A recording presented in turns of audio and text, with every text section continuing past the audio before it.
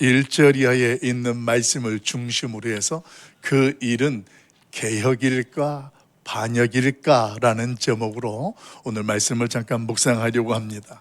아마 여러분들이 어제 우리 대한민국에서 일어난 일들 때문에 굉장히 놀라시기도 하고 또 어떤 분들은 불안하시고 그런 일들을 경험했을 것입니다. 그런데 교회에 왔더니 또 우리 목사님 설교 제목이 이게 개혁이냐 반역이냐 이러니까 아마 더 심각할 겁니다. 우리 교회에서는 정치 이야기를 한 번도 안 하고 우리 특별히 예수교 장로회 합동 측은 분명히 정교 분리가 되어 있는데 왜 우리 목사님이 이 말씀으로 오늘 말씀을 전할까? 저도 힘들었습니다. 새벽 예배 때 계속 끝내오고 끝난 게 사실은 14장 마지막 절에서 끝냈는데 하필이면 또 이렇게 연결되어지니까, 그래서 하나님 앞에 제가 도전되고 깨닫던 것은 하나님께서 이때에 우리 교회와 한국교회와 우리 성도들에게 하실 말씀이 있고 저와 여러분이 감당해야 될 분명한 비전이 있겠다 깨달아져서 이 말씀을 묵상하면서 오늘 함께 나눕니다. 우리 대한민국도 마찬가지고 개인의 가정도 일터도 마찬가지입니다. 가장 평안하고 행복할 때 우리는 그것을 마음껏 누리고 있습니다. 그렇게 행복하고 평안할 때에는 사소한 것들이 아무것도 문제가 되지 않습니다. 그런데 갑작스럽게 건강검진을 받았는데 생각지 않았던 건강의 문제가, 질병이 드러나고 검사를 더 큰 병원에 가서 해봐야 되겠습니다. 그러면 어떻게 되냐면 그 의사의 말을 듣기까지만 전만 해도 굉장히 평안하고 행복하고 아주 안정감이 있고 든든했습니다. 근데 그 말을 듣고 나서부터 어떻게 되냐면 이 마음이 불안하고, 그리고 또 그 모든 것들이 갑자기 위기처럼 느껴지는 것들이 우리 인생입니다. 근데 우리 인생만 그렇겠습니까? 우리 대한민국도 그렇고 가정도 그렇고 교회도 마찬가지입니다. 그런 다사다난한 그런 일들이 닥치고 질병 문제도 있고 사고도 있고 어떤 특별한 일들로 이슈가 될 때에 우리는 국가적인 위기라고 표현도 하고 가정의 위기라고도 표현하고 우리 인생의 위기라고도 설명할 때들이 누구에게나 있다라는 것입니다.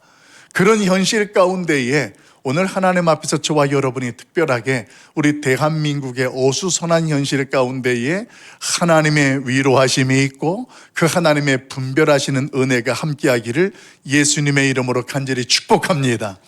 또 어떤 분들은 건강검진을 받았는데 목사님 저 정밀검사, 조직검사, 또 재검사 이렇게 받아야 된대요. 얼마나 마음이 무거울까요? 오늘 그런 분들에게도 하나님의 위로하심과 그 하나님의 지키시는 은혜가 여전히 충만하기를 예수님의 이름으로 축원합니다. 왜 제가 오늘 이런 말씀을 드리냐면 오늘 사무엘하 15장에서 하나님이 말씀하시고자 하는 내용이 그런 내용이에요. 그동안 우리가 다윗이라는 사람에 대해서 많이 묵상해 왔습니다만 그 다윗의 인생을 보면 아마도 느낄 겁니다. 그 인생 가운데 가장 비참하고 힘들었던 때가 언제일까? 이 질문을 하면 아마 여러 가지 생각들이 다 날 겁니다. 그런데 저는 이런 질문 앞에 이렇게 하나씩 정리하고 싶어요. 다윗 왕에게 있어서 가장 비참하고 그 인생 가운데 힘들었던 때가 언제냐면 사울에게 쫓겨서 도망 다니던 그때가 아니라, 여러분 되게 그때 같잖아요.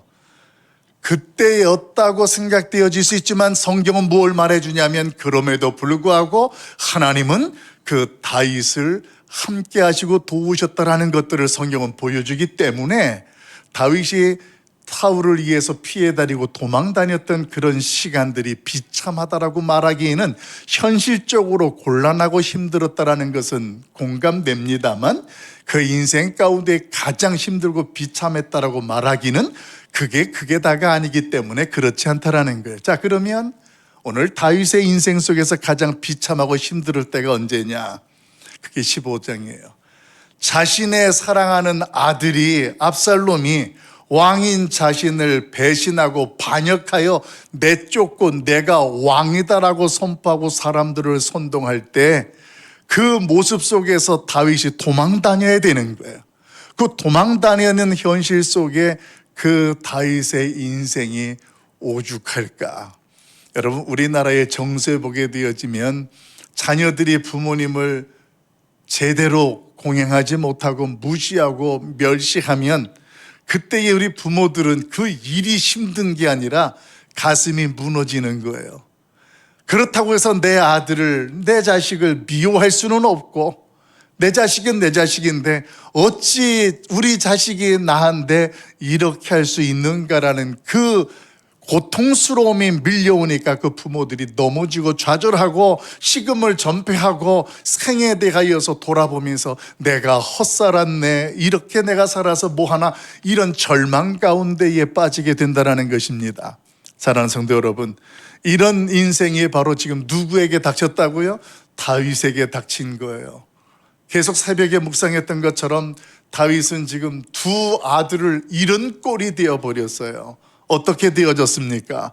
한 아들은 같이 형제였던 다른 아들에 의해서 죽임을 당하게 되어서 오늘 그 한 아들의 슬픔도 있는 반면에 이 또 다른 아들, 형제를 죽였던 아들이 다른 나라로 망명을 가고 도망을 가서 지금 다윗에게는 두 아들 다 잃어버린 것 같은 그런 아픔 속에 있었는데, 그런 현실 속에 하나님의 특별한 은혜와 인도하심이 있어서 그 중간에 있었던 이 요압이라는 사람을 통하여 도망가 있었던 압살롬이라는 아들이 다시 예루살렘으로 돌아오게 되어지고, 예루살렘으로 돌아왔던 이 압살롬이 다윗과 함께 만나게 되어지는 시간이 주어지고 화해가 되는 것 같은 자리가 마련되어집니다. 그런 과정 속에 오늘 하나님 앞에서 이 다윗의 나라를 다스리고 치리하는 일들이 잘 되면 좋을 텐데 어떤 일들이 일어나는 거예요? 압살롬이라는 그 사랑하는 아들이 반역을 해서 오늘 다윗이 도망 다니게 되었으니 그 인생이 얼마나 비참하고 얼마나 그 마음이 힘들까, 아마도 상상이 될 것입니다. 우리는 이런 다윗의 인생의 여정과 15장에 있는 말씀을 묵상하게 되면서 한 가지 이런 생각이 드는 거예요.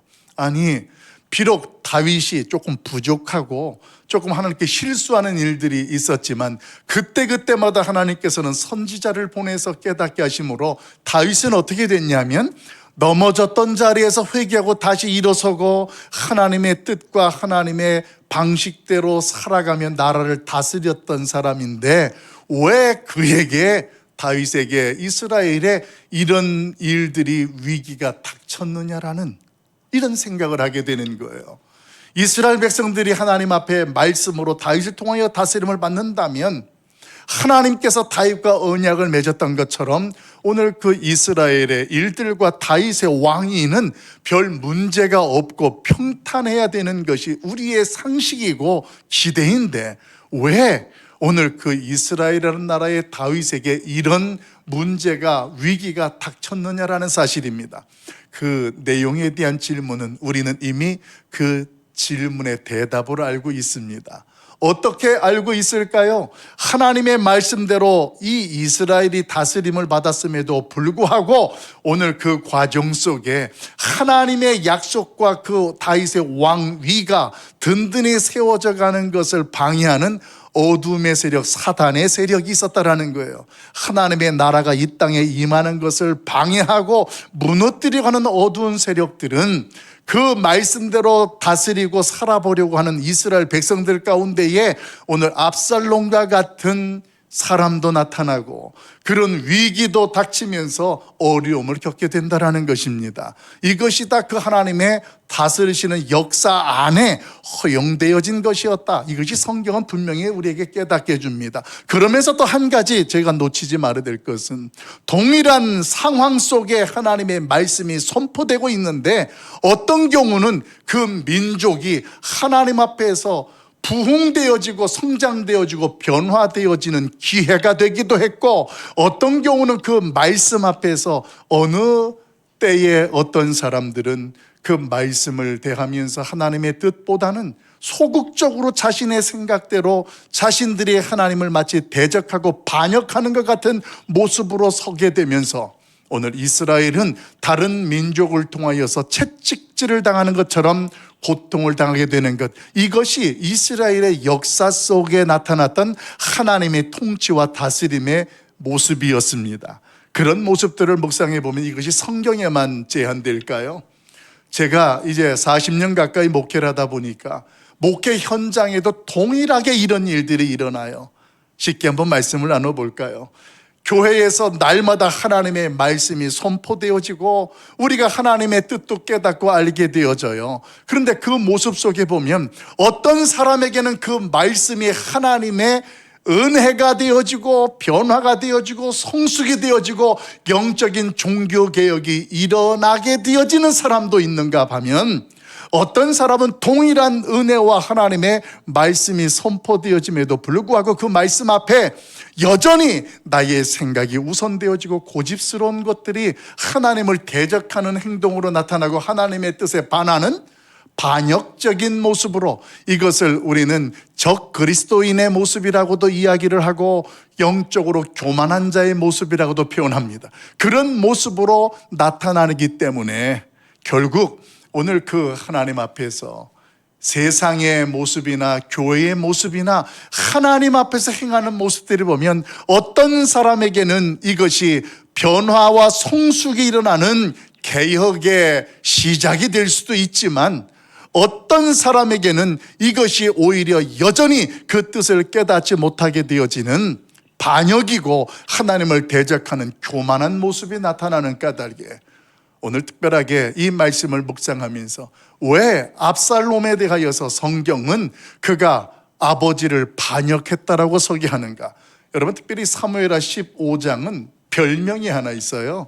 여러분, 성경에 기록되어 있을 거예요. 시작되어질 때 뭐라고 되어 있냐면 압살롬의 반역, 이렇게 되어 있어요. 이게 소주제로 성경에 기록되어 있는데, 여기서 저와 여러분이 한 가지 분별이 될 것이 있는 거예요. 왜 성경은 압살롬의 그 일에 대해서 그 일을 반역이라고 하느냐? 그것이 우리 안에서 정리가 되지 않으면 현실적으로 살아가는 저와 여러분의 인생 속에 오늘의 인생의 위기, 교회의 위기, 국가의 위기 가운데에 혼란스럽고 분별이 되지가 않아요. 이 문제를 우리가 정리하기 전에 먼저 개론적으로 정의할 것이 하나 있어요. 그게 뭐냐면 도대체 개혁이라는 것이 뭐냐, 그리고 반역이라는 것이 뭔지에 대한 개념 정리의 이해가 필요합니다. 여러분, 개혁이라는 말은 우리가 종교개혁이라는 말을 통해서 많이 들었습니다. 영적인 개혁이 우리 안에 일어나야 된다. 이 개혁이라는 것을 우리가 많이 듣고 사용했는데, 그럼 개혁이라는 것이 뭘까요? 여러분, 개혁이라는 것은 신앙 안에서 여전히 같은 방향으로 나아가는 것인데, 이 같은 방향이라는 것은 뭘 지명하냐면 하나님과 교회를 위하는 것이 같은 방향이에요. 우리의 신앙의 본질은 무엇을 하든지 하나님의 영광을 위해서 하는 것이 우리 기독교의 핵심입니다. 그러니까 내가 어떤 신앙 안에서 뭔가를 결정하고 도전한다라는 그 자체는 하나님과 교회를 위한 일로 나아가는 방향에서 방법이라는 것에 대해서 토론하고 방법에 대해서 논쟁하는 것을 전제한 것이 바로 개혁이라는 거예요. 방향이라는 것은 고정돼 있어요. 하나님과 교회라는 것을 위해서 우리가 어떻게 할 것이냐라는 것의 방법에 대해서, 이 방법에 대해서 이렇게 해야 됩니다. 종교개혁에서 말을 의하면 종교개혁의 그때 당시의 사제들이 하나님을 사랑하고 교회를 섬기는 일은 이렇게 하는 것이다라고 하는 것들이 성경에서 벗어났을 때 그 방법을 바꾸는 거예요. 성경으로 돌아가자, 하나님의 은혜 안에 거해야 된다라는 이것을 외치면서 종교개혁을 외쳤던 것이 개혁의 본질이었습니다. 그러니까 방향은 그대로인데 방법을 연구하고 또 토의하고 또 투쟁하면서 규착되어지는 것을 전제하는 게 개혁이다. 그럼 반대로 이 반역이라는 것은 뭐냐? 이 반역이라는 것은 신앙이라는 그 방향을 틀어버리는 거예요. 하나님과 교회를 향하여 중심으로 서는 그 방향성이 사람 중심이 되고 세상 중심이 되어지면 이것은 하나님 앞에서 뭐가 된다고요? 이걸 반역이라고 말하는 거예요. 이것을 교만하다라고 이야기하는 거예요. 여러분, 이 부분에 대해서 우리가 명확하게 정리해야 내 인생에 어떤 문제가 일어났을 때 그것이 위기 가운데에 내가 하나님 앞에서 이 상황이 오히려 위기가 기회가 될 수 있고, 어떤 그 상황 속에서 하나님 앞에서 내가 더 나은 성숙된 자로서 그 자리에 서게 되어지고, 개혁, 종교개혁의 자리에 서고 주인공이 될 수 있는 거예요. 만약에 이 개념이 설정이 안 되면, 방향 자체가 왔다 하면, 어느 날은 하나님 중심으로 했다가 어느 날에는 사람 중심이 되고 세상 중심이 되고, 이렇게 되어지면 그것은 하나님이 볼 때에 개혁이라는 모습으로 볼 게 아니라 나를 배신하고 나를 배역하는 영적인 교만이라고 볼 수 있고, 반역, 하나님의 뜻을 반역하고 거역하는 그런 모습이다라고 분명하게 드러낼 수가 있다라는 것입니다. 그런 현실 속에 오늘 저와 여러분이 오늘이라는 현실을 살아가면서 분별력 있는 성도가 되고 우리 가락성산교회의 공동체가 되기를 예수님의 이름으로 간절히 축원합니다. 자, 그렇다면 구체적으로 압살롬이 오늘 본문 속에 소개되어지고, 압살롬이 반역자다 이렇게 성경은 말하고 있는데, 구체적으로 무엇 때문에 그 압살롬의 반역이라고 오늘 성경은 별명을 지어줬느냐, 오늘 그 내용을 한번 묵상해 봅시다. 우리 1절부터 3절에 있는 내용 같이 읽어봐요. 같이 봅니다. 시작. 그 후에 압살롬이 자기를 위하여 병거와 말들을 준비하고 호위병 50명을 그 앞에 세우니라. 압살롬이 일찍이 일어나 성문길 곁에 서서 어떤 사람이든지 송사가 있어 왕에게 재판을 받으러 올 때에 그 사람을 불러 이르되 너는 어느 성읍 사람이냐 하니, 그 사람의 대답이 종은 이스라엘 아무 지파에 속하였나이다 하면, 압살롬이 그에게 이르기를 보라, 내 일이 옳고 바르다마는 내 송사를 들을 사람을 왕께서 세우지 아니하셨다 하고. 아멘. 여러분, 이 개혁과 반역의 핵심은 어디에 있느냐면 방향성이에요. 여전히 그 하나님과 교회를 위한 방향을 유지하고 방법을 논의하면 변화가 나타날 수 있고 개혁이 일어날 수 있는 거예요. 성숙함의 자리에 서게 되는 일이고, 더 어떤 것들을 경험할 수 있게 되는 거예요. 그런데 이 방향이 틀어져 버리면 그게 문제예요. 오늘 말씀해 보게 되어지면 왜 압살롬이 반역했다라고 성경은 말하냐면, 우리가 읽었던 말씀 1절에 보면 그 후에 압살롬이 누구를 위하여? 자기를 위하여, 이렇게 돼요. 지금 방향이 바뀌어 버렸어요. 그래서 반역이 되는 거예요. 성경에 보게 되어지면 오늘 압살롬은 자기를 위하여서 무엇을 준비하고 자기를 위하여 무엇을 계획했다라는 겁니다. 그래서 성경은 오늘 압살롬에 대해서 명확하게 진단합니다. 앞에서 말씀을 드린 것처럼 오늘 압살롬은 다윗과 어떤 형제의 난으로 말미암아 살인자가 돼서 도망갔다 돌아왔습니다. 화해가 된 것 같았습니다. 그런데 14장에 화해되어진 것 같은 모습 속에 15장에 소개되어지는 압살롬의 모습은 그렇지가 않아요. 무언가를 지금 준비하고 있는 거예요. 그 내용의 자세한 것들을 소개해 주는 단어가 뭐냐면 15장 1절에 처음 소개되어지는 단어예요. 어떤 단어입니까? 15장 1절에 그 후에, 이 말이에요. 여러분, 그 후라는 것은 14장에 다윗을 중심으로 해서 압살롬과 있었던 어떤 일들을 연결해 주면서, 그 후에라는 말은 그 15장에 일어난 어떤 일이 끊어지지 아니하고 관계되었다라는 것을 소개해 주는 게 그 후예요. 그러면 그 후라는 내용 속에 앞의 이야기는 우리가 이미 다 서론에서 말씀을 나눴습니다. 압살롬이 형 암논을 죽이고 그술 땅으로 도망갔다가 오늘 이 요압으로 말미암아 돌아와서 다윗을 만났는데, 문제는 말이에요, 오늘 그 후가 이야기하는 핵심이 뭐냐면, 그렇게 돌아온 압살롬과 이 다윗이 이태 동안 2년 동안을 예루살렘 성 궁전에 들어오지 못하게 하다가 요압 때문에 만나기는 만났는데, 그 과정 속에 이 압살롬이 무엇을 잘못했고 그 부분에 대해서 철저하게 회개하고 돌이키는 과정 없이 그냥 그렇게 압살롬이 하나뿐이 안 남은 후계자라고 생각되어지는 그런 생각도 있거니와, 그러면서 이 다윗 입장에서는 눈치를 보는 과정 속에 회개하고 깨닫게 하고 잘못을 인정하게 하는 과정 없이 그냥 압살롬을 받아들이게 되는 겁니다. 지금 압살롬의 마음속에는 어떤 것이 있냐면, 아버지 다윗도 밧세바를 사건을 통해 가지고 하나님 앞에서 잘못된 일을 하고 우리아를 죽이게 되는 일을 나도 알고 있다라는 그 전제, 이 명분은 내가 내 이복 동생, 나의 친동생이죠, 나의 친동생 다말을 범했던 형, 이복 형이었던 암논에 대하여서 내가 한을 품고 있다가 그 형을 죽였던 일은 아버지나 나나 별 문제가 없고 동일하다라고 지금 그 생각을 하는 거예요. 그러니까 지금 압살롬은 본인 스스로가 잘못을 인정하는 생각이 소톱만큼도 없는 거예요.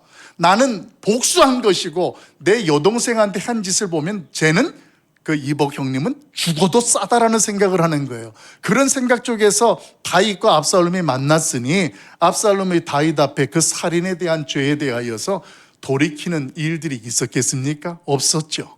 근데 다윗은 나단 선지자를 통하여서 분명히 자복하고 회개하면서 시편 51편에 소개되는 것처럼 그 하나님 앞에서의 회개와 돌이킴의 과정들이 있었다는 거예요. 이게 차이가 나는 거예요. 그 이후에라는 단어가 연결해 주는 것이 그 위에 압살롬은 그런 모습과 그런 상황 속에서 그가 자기를 위해서 군대를 준비하고 호위병도 세우고 이런 일들을 오늘 성경은 그대로 소개해 주고 있습니다. 사랑하는 성도 여러분, 결국 성경이 우리에게 깨닫게 하는 것은 이 압살롬의 반역은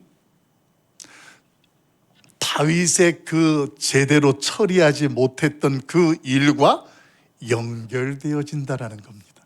사랑하는 성도 여러분, 말들을, 병거를 준비하고 호위병을 준비하고 4년여 동안 철저히 준비했던 압살롬의 반역이었습니다.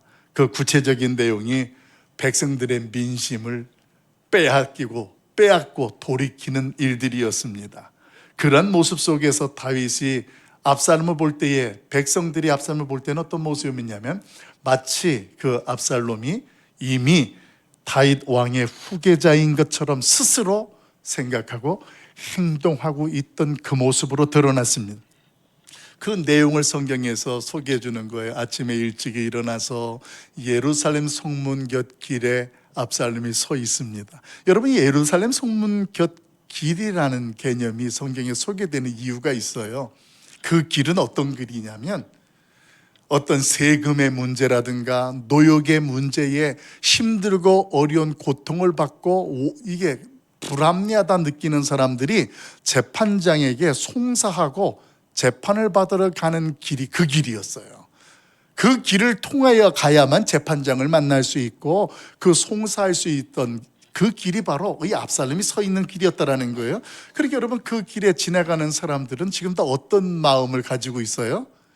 지금 당시에 이 다윗이 나라를 치리하는 과정 속에 많은 전쟁도 치루었고 또 궁궐도 짓고 성전도 짓고 하니까 노역도 많이 필요하고 세금도 많이 필요했던 것이죠. 그런 가운데에 형편 속에서 불편하고 또 불합리하다라고 느끼는 사람들이 그쪽으로 가는데, 그때 갈 때에 압살롬이 그 국민들에게 민심을 사기 위해서 거짓말하는 거예요. 그런 문제 내가 다 알고 있다, 내가 다 도와주겠다, 이렇게 하면서 결국은 4년 동안 백성들의 마음들을 조금씩 빼앗기 시작합니다. 그 이야기가 본문에 소개되는 거예요. 그렇게 진행되어진 가운데에 저와 여러분이 놓치지 말아야 될 것은 지금 압살롬은 재판을 할 수 있는 그런 재판관이 아니었습니다. 그런데도 지금 자기가 재판관처럼 자신의 공의로 내가 너희에게 베풀겠다, 이렇게 이야기하는 거예요. 우리 그 내용, 우리 4절 한번 읽어볼까요? 4절 같이 봅니다. 시작. 압살롬이 이르기를 내가 이 땅에서 재판관이 되고 누구든지 송사나 재판할 일이 있어 내게로 오는 자에게 내가 정의 베풀기를 원하노라 하고. 아멘. 열에서 지금 이 압살롬의 모습은 반역이 되는 거예요. 자기가 중심이 돼서 다 하려고 그래. 그냥 아들, 왕자의 지위에 있을 뿐인데 마치 내가 왕처럼, 더 나아가서 마치 자신이 하나님 것처럼 공의를 베풀고 그런 문제들을 해결하겠다고 하는 그 모습, 자기를 중심으로 하는 그 모습, 이것이 바로 반역이었다라는 것입니다. 여러분, 오늘 성경은 이 반역하는 압살롬의 그 자기중심적인 모습을 아까 말씀을 드려서 교만이라고 이야기를 하고, 교만에 대하여서 잠언 16장 18절에서는 이렇게 정의합니다. 교만은 패망의 선봉이요 거만한 마음은 넘어짐의 앞잡이이니라. 할렐루야. 이것을 성경은 엄격하게 경고하고 있다는 것입니다.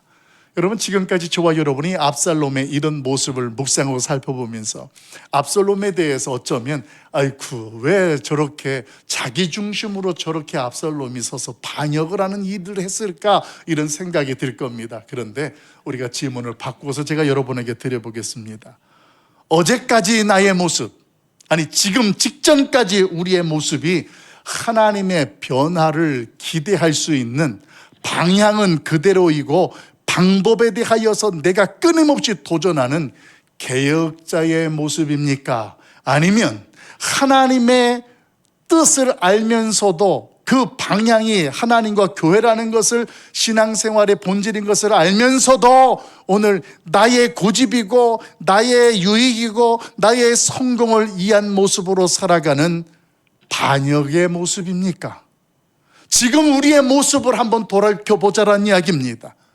지금 나는 개혁을 하는 자리에 서 있는 하나님의 사람으로 서 있는가, 아니면 하나님의 뜻을 알면서도 반역하고 나를 중심으로 내가 신앙생활을 하고 있느냐라는 것입니다.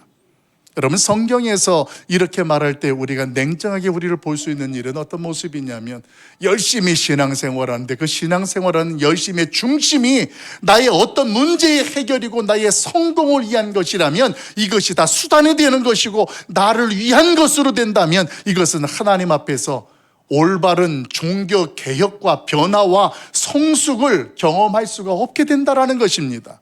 그러나 오늘 그 하나님 앞에서 우리의 모습 속에 내가 우리의 신앙과 우리의 현실 속에서 조금은 내가 부담이 된다 할지라도, 내가 조금은 손해를 보는 것 같다 할지라도, 하나님의 그 말씀 뜻 앞에서 지금까지 내가 살아왔던 방식들이 바뀌고 도전되어지고 변화되어지면 오늘 그 사람은 개혁자의 길에 서게 되어지는 하나님의 사람의 길을 서게 되고 걷게 될 줄로 믿습니다.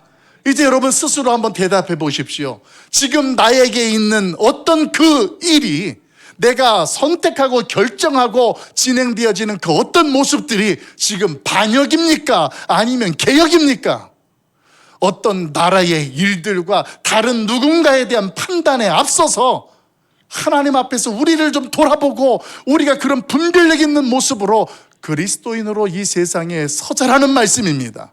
사랑하는 성도 여러분, 오늘 압살롬은 자기를 위해서 모든 일들을 준비하고 진행하기 시작했습니다.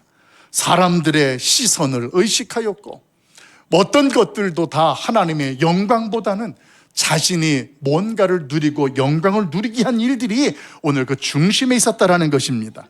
여러분, 오늘 기독교인들에게, 특별히 우리 그리스도인들에게 먹든지 마시든지 무엇을 하든지 하나님의 영광을 이해하는 일은 저와 여러분이 신앙생활에 온전히 하나님을 믿는 올바른 방향이 되는 줄로 믿습니다.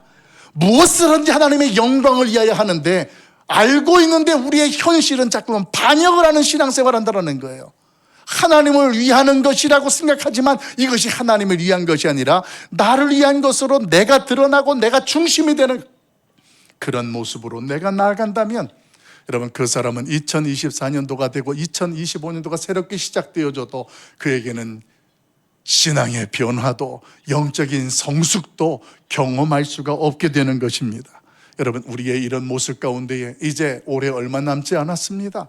그런 모습 속에 세상이 흔들리고 풍조가 어떠한다 할지라도 그런 가운데에 우리 스스로가 좌지우지되는 것이 아니라 하나님 앞에서 분명하게 분별력 있게 개혁의 자리에 서고 변화와 성숙의 자리로 나아가는 우리 교회가 되고 성도들 되시기를 예수님의 이름으로 간절히 축원합니다. 그러기 위해서 기억해야 되고 지켜야 될 것들이 있어요. 그 말씀 우리 4절부터 6절 말씀 우리 한 목소리로 합독하도록 합시다. 4절부터 6절 같이 봅니다. 시작.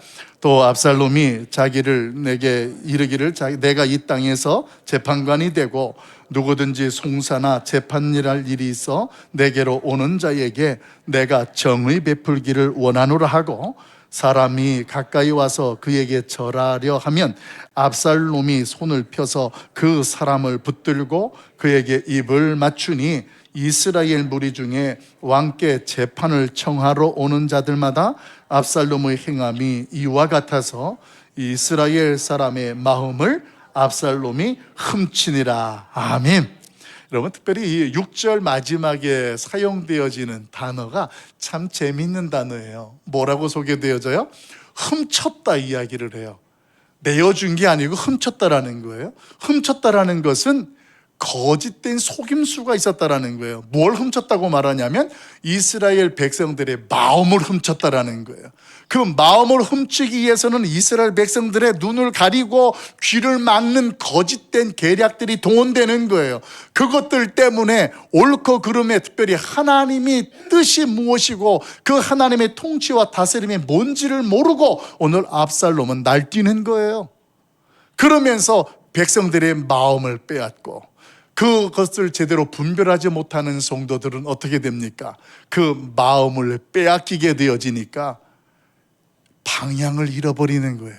그래서 반역하는 자리에 서게 되고 그 반역하는 자리에서 그 인생이 압살롬이 마지막에 비참하게 죽음을 맞이하는 것 같은 인생들이 우리에게 나타난다라는 것입니다. 여러분, 오늘 새롭게 예수 그리스도를 통하여서 이미 시작된 새로운 피조물의 인생 속에 더 이상 방향을 잃어버린 믿음 생활이 아니라 하나님 앞에서 새로운 변화와 개혁의 삶을 살아낼 수 있기를 예수님의 이름으로 간절히 축원합니다. 오늘 이 사탄의 어두운 세력은 말이에요, 오늘날에도 저와 여러분을 삼키려고 찾아옵니다. 그리고 더 나아가서 오늘 저와 여러분으로 하여금 하나님도 안 보이게 하고 그 뜻도 분별하지 못하도록 세상 방식과 생각들이 우리의 삶 속에, 우리의 신앙 속에 에워싸게 한다는 것입니다. 오늘 성경이 오늘 이 압살롬의 부정적인 모습을 우리에게 보여주는 이유는 뭐냐면 우리가 하나님 앞에 하나님 나라의 백성이 되고 자녀가 되었다라는 사실을 기억하고 세상 속에 그 하나님의 나라가 임하고 있음을 저와 여러분으로 하여금 보여주라는 거예요. 하나님 앞에서 더 이상 반역자의 모습으로 살지 말고 개혁자의 모습으로 하나님의 나라가 온전하게 이런 모습으로 임하고 우리 가운데 펼쳐져야 되는 것을 보여줄 수 있고 살아내는 우리의 모습들이 되길 예수님의 이름으로 간절히 축복합니다. 여러분, 백성들의 마음을 빼앗으려고 하니까 이 압살롬은 거짓말하는 거예요. 자기가 재판장도 아니면서 다 해결해 줄 수 있다. 그러니까 백성들이 압살롬을 따라다니죠. 몰려갑니다. 무엇 때문에? 수단이 되어진 거예요. 진정으로 이스라엘이라는 민족과 나라를 위한 일이 아니라 뭘 위한 거예요? 자기를 위해서 지금 그러고 있다는 것입니다. 여러분, 분별력이 있는 모습으로 우리의 인생이 하나님 앞에 세움받길 주 예수님의 이름으로 축복합니다. 사탄은 오늘도 대한민국과 하나님 나라의 모형이 되어지는 교회를 넘어뜨리려고 얼마나 거짓된 모습으로 우리에게 찾아오고 유혹하는지 모릅니다. 그런 현실 가운데에 우리가 사단의 정체성을 분명하게 분별하고 이 나라의 역사가 누구의 손에 있어요? 하나님의 손에 있다는 걸 한순간도 놓치면 안 되는 거예요. 아무리 사단이 날뛰고 거짓으로 속임수를 속이고 한다 할지라도 그 하나님의 손이 우리 대한민국을 붙잡고 계시고 그 하나님의 손이 우리 한국교회를 붙잡고 계시니 오늘 그 하나님이 도우시고 인도하셔서 하나님의 나라가 세워지고 오늘의 위기는 오히려 도전과 변화가 되어지는 역사로 하나님이 바꾸시고 인도하시고 역사하실 것을 믿고 나아가는, 그래서 기도하는 자리에 나라를 위해서도 더 기도하고 또 정치자들을 위해서도 더 기도하고 또 2025년도 교회의 사역과 비전을 위해서도 더 기도하는 우리 가락성산교회 우리 모두가 될 수 있기를 예수님의 이름으로 간절히 축원합니다. 우리 같이 찬양 드리고 함께 기도하고 싶습니다. 세상 흔들리고 사람들 변하여도 나는 주님만을 섬기리.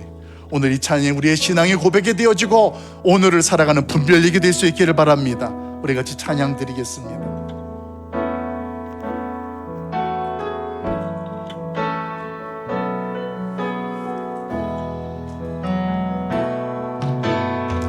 세상은 들리고 사람들은 변하여도 나는 주를 섬기리.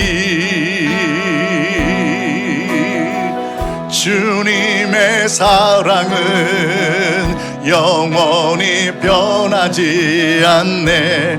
나는 주를 신뢰해. 믿음 흔들리고 믿음 흔들리고 사람들 주를 떠나도 나는 주를 섬기리. 주님의 나라는 영원히 쇠하지 않네. 나는 주를 신뢰해. 아멘. 오직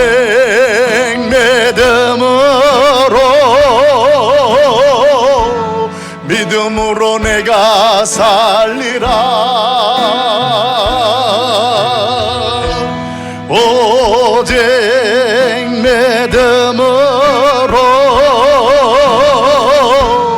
믿음으로 내가 살리라. 오직 의는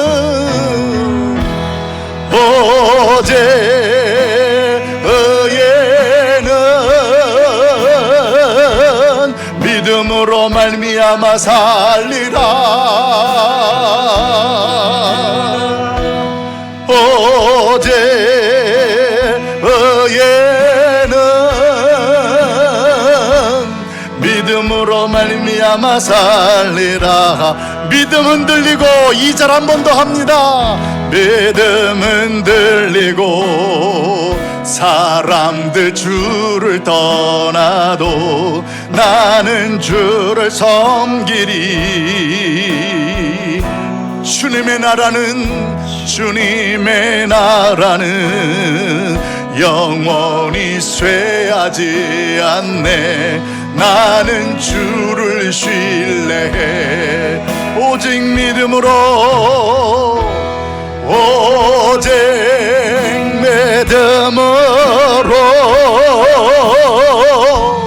믿음으로 내가 살리라. 오직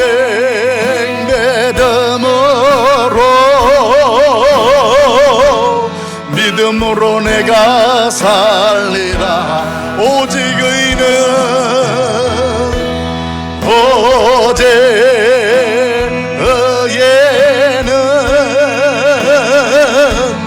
믿음으로 말미암아 살리라. 오직 의는 믿음으로 말미암아 살리라. 이 시간 반 들으면서 하나님께 기도하며 나갑시다. 특별히 우리 대한민국을 놓고 기도합시다. 우리는 보이는 나라와 보이지 아니하는 나라 속에서 사명을 가지고 살아가는 그리스도인입니다. 우리 대한민국의 역사가 하나님의 손에 있음을 기억하면서 하나님의 나라가, 하나님의 뜻이 우리 대한민국에 충만하고 한국교회 안에서 충만하도록 우리 모두가 다 하나님의 뜻을 쫓는 개혁자가 되어지고 성수된 자리에 나가게 해달라고 우리 시간 하나님께 주여 한번 부르고 이 나라와 우리 한국교회를 위해서, 우리 교회를 위해서 주여 한번 부르고 기도하며 나가겠습니다. 기도합니다. 주여, 하나님께서 오늘 이 땅에 하나님의 나라를 우리로 알게 하시고 속하게 하셨으니 감사합니다. 그래서 이 땅에 하나님의 주권과 통치가 있어서 우리 대한민국도 그 손안에 붙들려 있음을 확신합니다.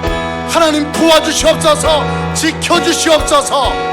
대한민국을 어떻게든지 간에 하나님의 나라가, 하나님의 뜻이 임하는 나라가 되도록 기도할 자들에게 기도하게 하시고 지켜야 할 자들을 지키게 하여 주시옵소서. 우리의 생각과 이념의 차이를 뛰어넘어 하나님의 통치하고 다스리시는 대한민국 한국 교회가 되게 하여 주시옵소서.